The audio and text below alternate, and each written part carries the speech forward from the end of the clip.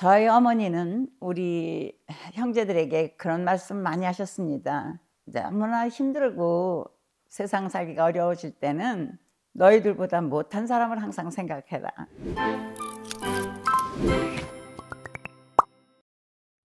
여러분 안녕하십니까? 정신과 의사 수전 정입니다. 팬데믹이 생겼지 않습니까? 그래서 얼마나 우리 모두에게 그게 힘든 시간이었습니까? 그 팬데믹이 시작한 후에 제가 수용소에서 찾은 삶의 의미라는 걸 느끼게 한 책을 하나 발견해가지고 읽었습니다. 유명한 정신과 의사 빅터 프랭크 죽음의 수용소에서라고 이제 한국말로 번역이 된 책인데요. 두껍지가 않고 자그마한 책입니다. 그래서 읽기도 쉽고요. 그분이 이제 유태인이니까 그때 그 독일에서 이제 많은 사람들이 다 잡혀 들어가고 그럴 때 자기가 이제 수용소에 갇혀 있으면서 거의 삶과 죽음을 이제 왔다 갔다 하는 경험을 하면서 거기서 풀어져 나오자마자 잊어버리기 전에 막 어느 방을 빌려가지고 거기서 막 뭐 며칠 사이에 썼다고 합니다. 그리고 이분이 그 수용소에 있을 때도 경험을 갖다 가능하면은 조금씩 쓰곤 했었나 봐요. 그런데 어느 날 갑자기 게스타포한테 어레스트가 돼가지고 이제 기차를 나흘이나 타고서 그 이제 수용소로 왔는데요. 물론 이제 가족들하고 다 헤어진 거죠. 그때가 결혼한 지가 얼마 안 됐을 때입니다. 오는 동안에 나흘 동안에 딱 빵 한 개 줬을 때입니다. 수용소에 들어가자마자 자기가 가지고 있는 모든 이제 반지라던가 뭐 가지고 있는 시계라던가 이거 전부 다 던지라고 그러더래요. 그리고 옷은 다 벗기고 그리고 털을 다 깎더래요. 그러니까 완전히 알몸이 된 상태에서 수사관 같은 사람 앞에 딱 섰대요. 아마 그 사람이 판단을 하고서는 자기는 오른쪽으로 가라고 그러고 어떤 사람들은 이제 왼쪽으로 가라고 그러더래요. 그래서 나중에 알고 보니까 자기같이 좀 건장하고 이제 일을 할 만한 사람은 오른쪽으로 보내고 왼쪽으로 간 사람들은 그 자리에서 그냥 가스 챔버로 갔답니다. 그 뭔지도 모르는 사이가 다 당한 거죠. 자기는 이제 그래가지고는 노동을 해야 되는데 그때 이제 거기에 날씨가 추워지고 그러면은 눈도 오고 막 비바람 치고 막 그러는데 신발을 신으려고 하면은 발이 너무 퉁퉁 붓고 그래가지고 영양이 나쁘니까 그랬겠죠. 아주 붓고 이게 구두가 안 들어간답니다. 그러면 그냥 그런 대로 맨발로 거기 이제 눈 있는 데를 걸어서 가가지고 이제 그 뭐 대개는 이제 뭐 이렇게 땅 파는 일이 많았답니다. 철도를 만들고 뭐 이제 이러느라고. 그러다 보니까 쓰러지게 될 것 같더래요. 먹는 것도 별로 신통치가 않고 그러니까. 그래서 그때마다 자기 아내 얼굴 생각했답니다. 그래서 쓰러지지 않도록. 이제 그러면서 얼마를 지내는데 이러다가는 내가 일주일이나 2주일밖에 못 살겠다는 생각이 들더래요. 그때 어떻게 이제 이걸 할까 생각하다가 그때 마침 전염병이 거기 돌기 시작했답니다. 발진 칩스. 그래가지고 그건 박테리아를 통해서 막 쫙 퍼지는 거니까 그래도 내가 의사니까 여기서 노동하다 죽는 것보다는 환자를 돌보다 죽는 것이 낫겠다. 그래가지고 일부러 그 환자들을 돌보는 병동으로 자기가 자원해서 갔답니다. 그 전에는 어떤 일이 있었냐면은 이분들이 너무 이제 배고프고 막 힘들고 그러는데 한 방에 많은 사람들이 이렇게 침대가 있어가지고 있는데 어떤 한 사람이 너무 배가 고프니까 창고에 있는 감자를 하나 훔쳤대요. 그래가지고 그게 발견이 돼가지고 독일 병사들이 그 누구가 훔쳤는지 니들이 말을 하면은 음식을 주지만은 말을 안 하면 너희들이 다 굶을 거다. 근데 아무도 말을 안 했답니다. 그리고 그냥 굶었답니다. 물론 그들은 다 알았죠. 누가 그걸 훔쳤는지. 그러니까 그때는 이제 많이 힘을 합쳐가지고 한 사람을 보호해 준 거죠. 그 사람을 알려졌다가는 금방 이제 또 죽음을 당할 테니까.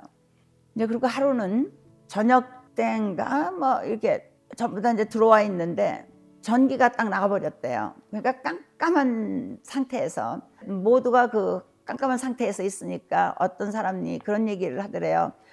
너 빅터, 너는 정신과 의사니까 우리들에게 좀 도움이 되는 말을 해주라. 우리가 모두 지금 아무 것을 할 수가 없으니까 그냥 앉아 있거나 누워 있어야 되니까.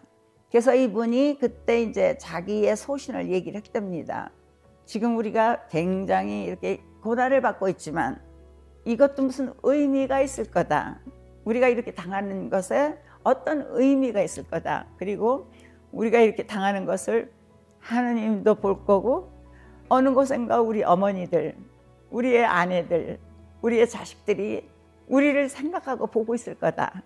왜 우리가 이렇게 있는지 가만히 의미를 생각해 보자. 그러면서 그 전에 이제 자기가 열심히 공부했던 것, 그 다음에 행복했던 시절, 그 다음에 부모와 좋은 시간을 보내고 결혼했을 때의 이야기 이런 것들을 이제 행복한 것을 생각하면서 우리를 기다리고 있는 누군가가 있다는 것, 하느님이 우리를 보고 있다는 것, 의미가 있는 인생이다. 그리고 이제 그 다음에 니체의 얘기를 했답니다. 나를 죽이지 못하는 어떤 것은 나를 그만큼 더 강하게 할 것이다. 즉 내가 죽도록 고생을 하면은 나는 옛날보다 훨씬 더 강한 사람이 될 것이다. 그 다음에 도스토옙스키는 그 러시안 작가죠. 당신의 어떤 경험은 어떤 권력자라도 그걸 뺏어갈 수가 없다.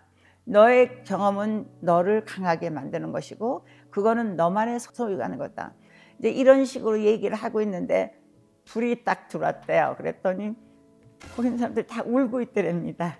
그래가지고 이제 이분이 이런 상황을 지내다가 아무래도 자기가 그냥 살지를 못할 것 같아서 나는 환자를 돌보기 위해서 거기 가가지고 일을 하겠다.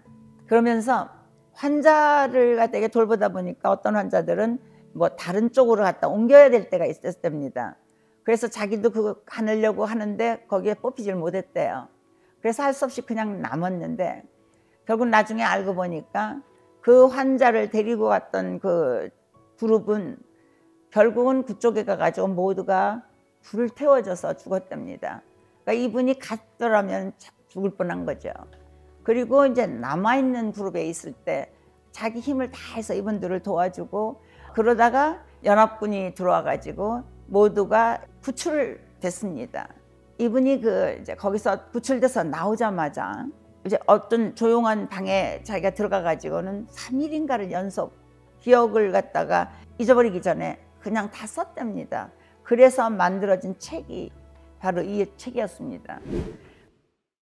그 수용소에 있던 소셜워커가 한 분 계셨습니다. 이제 에리카라는 퍼스트 네임이 있고 제가 라스트 네임은 말씀 안 드리겠는데 굉장히 훌륭한 소셜워커인데요. 연합군이 들어왔을 때 그 수용소에서 발견된 사람 중에서 가장 어린 소녀였답니다. 제가 그분을 만났을 때는 제가 한 40대에 만났는데 그분은 이미 거의 60대가 가까워지고 있었고요. 그분은 이제 65세가 돼서 은퇴를 하자마자 어떤 일을 했냐면은 여러 학교라던가 이런 데를 다니면서 자기가 고생한 일이라던가 자기가 그것을 어떻게든지 견뎌나왔던 얘기들을 이제 사람들한테 알리기 시작한 거죠. 유태인의 역사를 다른 사람들한테도 계속 각인시키는 것도 있었지만 미국에서 풍부하고 물질이라던가 자원이 이게 풍부한 나라에서 그래도 사람들이 많이 불평하고 그러는데 이제 그런 것들을 갖다 어느 정도는 교육시키려고 한 일인데 그분이 이제 한 말 중에서 제가 참 놀란 게 있었습니다. 워낙 어린 소녀가 수용소에서 고생을 하고 있는데 이 소녀가 굉장히 똑똑한 거예요. 그래서 자기 어머니가 이제 이렇게 아파서 어쩔 줄 모르면은 일부러 엄마의 얼굴을 딱 때렸답니다. 그럼 엄마가 깜짝 놀라죠. 왜냐면 간수 옆을 지나갈 때 그때 어머니가 좀 흐느적흐느적거리시고 기운이 없으면은 당장 가스 챔버로 보내기 때문에 엄마 옆에서 있으면서 그 엄마를 갖다가 정신을 팍 차리게 하셔가지고 하루하루를 기운을 차리셔서 노동을 하도록 저희가 도운 거죠. 이제 어느 날 그 독일 병정들도 인간이니까 어떤 사람 하나는 이 소녀에게 자그마한 사과를 하나 주더래요. 자기 있는 방에 사람들이 36명이 있었답니다. 그래서 그 36명과 나누어 먹기 위해서 그 사과 하나를 갖다 36쪽을 냈답니다. 그래서 나누어 먹었다는 얘기를 하더라고요. 가끔 우리가 이제 유태인들에 대해서 놀라운 것도 있지만 어떤 때는 굉장히 잔인한 것에 대해서 또 여러 가지 다른 경제적인 면이나 이런 데서 비평도 합니다. 그런데 이런 고난을 겪고 나서 그걸 잊어버리지 않고 그리고 그 고난 중에도 계속 자기 민족을 같이 이렇게 나누어서 같이 먹고 마치 살자고 했던 이런 사람들의 이야기를 들으면 제 생각에는 그래도 배울 것이 있는 민족이라고 저는 생각이 듭니다. 그래서 이 빅토르 프랭클의 이야기와 저가 만났던 저의 친구 에리카 얘기를 같이 나누고 싶었습니다. 그리고 이분이 그 다음에 이제 로고 테라피라는 그 치료 방법에 대해서 그걸 갖다 이제 창설하신 분입니다. 그리고 제가 기억하기로는 빅토르 프랭클은 누군가가 이렇게 나누어지고 헤어진다는 것이 얼마나 중요한 건가를, 그러니까 물론 자기의 이제 경험에서 알았겠죠. 왜냐하면 자기가 나왔을 때는 이미 아내도 사망하고 없을 때였습니다. 그래가지고 이분은요, 그 전에 제가 기억한 바로는 인간은 어머니의 그 자궁에서부터 떨어져 나와가지고 탄생할 때가 벌써 모든 그 괴로움의 시작이었다. 왜 그러냐면 우리는 그때부터는 홀로 숨도 쉬고 먹을 것도 자기가 해야 되고 엄마 젖도 빨고 뭐 이런 거 혼자서 해야죠. 그전에는 엄마 뱃속에 있을 때는 전부 다 그 탯줄 통해서 산소도 들어오고 음식도 들어오고 모든 것이 다 들어가지고 그냥 누워 있으면서 물에 둥둥 떠 있던 것이 이제 태아니까요. 인생이란 것이 이렇게 엄마의 뱃속에서 떨어져 나올 때 그 괴로움, 슬픔, 힘든 거, 이것에서 모든 인생이 이제 그 문제가 시작돼서 어떤 점에서는 가장 인간이 원하는 것은 다시 엄마의 뱃속으로 들어가 있는 거라, 뭐 이런 얘기를 한다고 책을 제가 그때 읽었던 기억이 나는데, 어쨌든 로고 테라피는 자기의 생각이나 이념 이런 것들이 얼마나 중요한가, 그리고 그 이념 중에서는 우리가 살아가는 데는 항상 어떤 의미가 있다. 내가 이런 어떤 의미를 가지고 지금 이걸 지나가고 있나, 내가 힘들더라도 인생에서의 의미를 찾아가지고 살면 살아갈 수가 있다.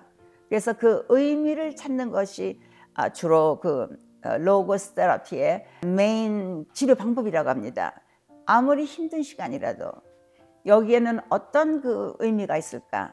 나를 쳐다보고 있는 하느님이라던가 나의 살아가는 가족이라던가 나의 친구들, 이런 것들을 생각하다 보면은 비록 그 수용소에서 그렇게 힘들게 살았던 사람도 견뎌낸 것처럼 우리도 살아나가서 우리 한국인들에게 지금 많이 오는 자살이라던가 이런 것에 빠지지 않으시도록 저는 부탁드리고 싶습니다.